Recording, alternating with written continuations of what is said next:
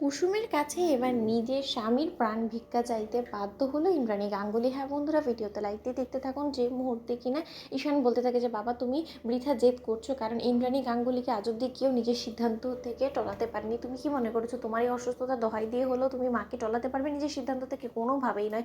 ঠিক সেই সময় ইন্দ্রাণী গাঙ্গুলিকে যখন কিনা মীনাক্ষী বলতে থাকে যে দিদি খবরদার, দাদার এই কথাতে তুমি একদম রাজি হবে না। এবার যদি তুমি কোনো মতে ওই কাজের মেয়ে কুসুমের কাছে ঝুঁকেছো, তাহলে কিন্তু কুসুম নিজেকে রাজরানী ভেবে বসবে এবং ও ভাববে যে ও রীতিমতো গাঙ্গুলি বাড়ির রাজরানী হয়ে গিয়েছে এবং তুমি ওর কাছে ভিক্ষে চাইছো। ঠিক সেই সময় ইন্দ্রাণী গাঙ্গুলি যখন কিনা হঠাৎ করে কাউকে কোনো কিছু না বলে যখন হসপিটাল থেকে বেরিয়ে পড়ে এবং হসপিটাল থেকে বেরিয়ে যখন কিনা ছুটতে ছুটতে কুসুমের কাছে যায় এবং অন্যদিকে হসপিটালের সমস্ত লোকেরা যখন কিনা ইন্দ্রাণী গাঙ্গুলির খোঁজ করতে থাকে এবং সেখানে ঈশান যখন বলতে থাকে যে আমার দীর্ঘ বিশ্বাস যে বাবার অপারেশন না করার সিদ্ধান্ত জেনে মা হয়তো বা জাদুকরের কাছে গিয়েছে, আমার দীর্ঘ বিশ্বাস অনুশ্রী তুমি দেখো এবার ঠিকই ভাইদা এবং জাদুকর আমাদের মাঝে ফিরে আসবে, হয়তো বা আমাদের এই বিপদের দিনে একে অপরের ঢাল হওয়ার জন্য, কিন্তু তবে মা এবার অবশ্যই নতি স্বীকার করবে জাদুকরের কাছে, তুমি দেখে নিও। ঠিক সেই সময় ইন্দ্রাণী গাঙ্গুলি যখন হঠাৎ করে আয়ুষ এবং কুসুমের বাড়িতে গিয়ে যখন দরজা ধাক্কাতে থাকে এবং ইন্দ্রাণী গাঙ্গুলিকে দরজা খোলা মাত্র কুসুম দেখে অবাক হয়ে যায় এবং বলতে থাকে যে দেবীমা আপনি এখানে,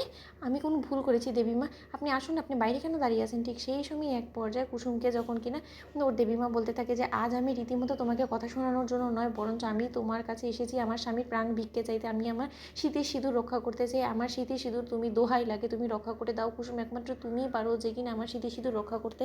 তার কারণ তোমার আর বড় সাহেবের রীতিমতো হার্ট অ্যাটাক হয়েছে এবং সে জেদ ধরে বসেছে যে সে তখনই অপারেশন করাবে যখন কিনা তুমি এবং আয়ুষ তোমরা দুজনে একসঙ্গে তার কাছে ফিরে যাবে এবং আমি তোমাদেরকে মেনে নেব। যদিও আমি তোমাদেরকে মন থেকে মানতে পারছি না, কিন্তু তার শর্ত আমার স্বামীর মুখের দিকে তাকিয়ে আমার স্মৃতি সিঁদুর রক্ষা করার জন্য আমি তোমার কাছে আমার স্বামীর প্রাণ ভিক্ষা চাইছি, দোহাই লাগে আমার সমস্ত আগের বলে রাখা কথাগুলোকে তুমি ভুলে গিয়ে ক্ষমা করে দিয়ে আমার সঙ্গে শুধু একবার চলো, তোমার বড় সাহেবের তোমার এবং আয়ুষের অনেক বেশি প্রয়োজন। ঠিক সেই সময় কুসুম যখন বলতে থাকে যে দেবীমা আপনি এরকম করে আঁচল পেতে আমার কাছে হাত জোর করে ভিক্ষে চাইছেন কেন বলুন তো দেবীমা?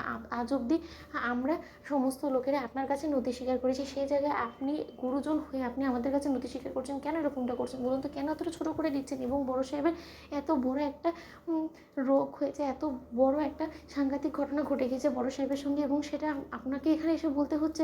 কই ঈশান সাহেব তো আমাদেরকে কোনো কিছু বললো না। ঠিক সেই সময় ইন্দ্রাণী গাঙ্গুলি যখন বলতে থাকে যে আয়ুষ কোথায়, ঠিক সেই সময় চিৎকার করে কুসুম যখন কিনা আয়ুষকে ডেকে আনে এবং বলতে থাকে যে বড় সাহেবের হার্ট অ্যাটাক হয়েছে, ছোটো সাহেব আমাদেরকে এক্ষুনি যেতে হবে হসপিটালে। ঠিক সেই সময় ইন্দ্রাণী গাঙ্গুলি যখন বলতে থাকে যে আয়ুষের দোহাই লাগে, আমি হাত জোর করে তোমাদের কাছে ক্ষমা চাইছি, তোমরা চাও তো আমি তার নাকে খত দিতেও রাজি আছি, কিন্তু তার শর্ত দোহাই লাগে তোমার বাবাকে বাঁচিয়ে দাও, তোমার বাবা তোমাদেরকে না দেখলে বাঁচবে না। তো বন্ধুরা লাইক এবং শেয়ার করে সাবস্ক্রাইব করতে ভুলো না।